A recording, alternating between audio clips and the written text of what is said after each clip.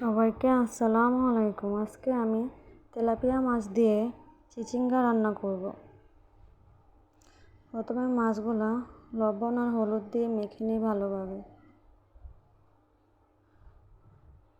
মেখে নিয়ে তারপর চুলার মধ্যে একটা কড়াই বসাই দিই। তারপর সামান্য পরিমাণ তেল দিয়ে দিই মাছগুলা ভাজি করার জন্য। তেলটা যখন গরম হয়ে আসে তখন এক এক করে সবগুলা মাছ দিয়ে দিই।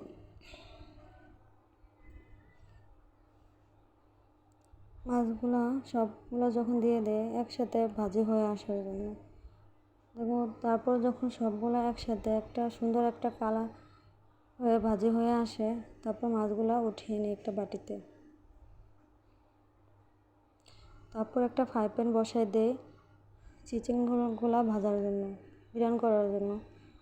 প্রথমে পেঁয়াজ কুচি দিয়ে দিই, তারপর চিচিঙ্গার আলু দিয়ে দিই, তারপর 4-5টা কাঁচামরিচ দিই, 1 চামচ হলুদের গুঁড়া দিই,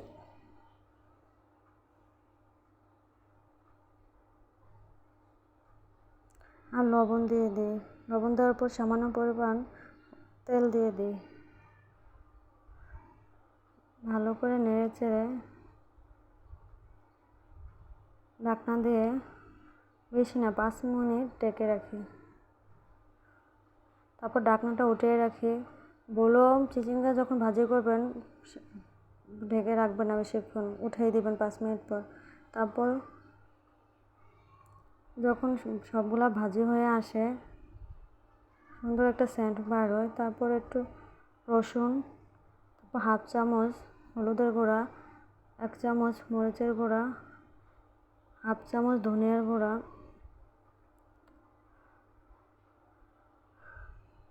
1/2 চামচ জিরা গুঁড়া,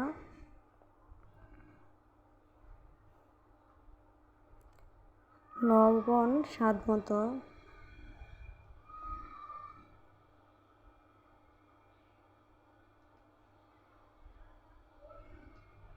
সামান্য পরিমাণে একটু পানি দিয়ে সবগুলো একসাথে মিশিয়ে নিই। ভালো করে মিশিয়ে নিই।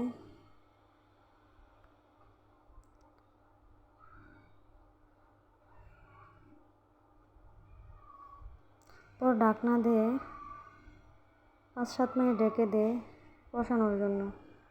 তারপর যখন একটু তেল একটু বের হয় তরকারিটা থেকে কষানো হয় ভালোভাবে, তারপর পরিমাণ মতো পানি দিয়ে দিই।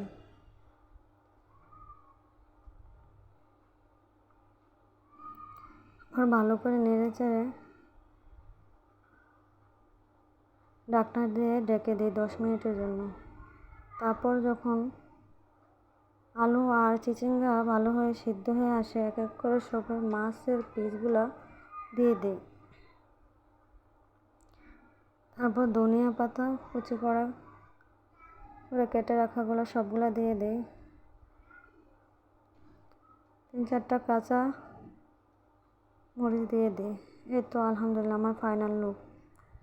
আমার পেজটা সবসময় ফলো করবেন আমার রান্না যদি আপনাদের ভালো লাগে। সবাইকে আসসালামু আলাইকুম।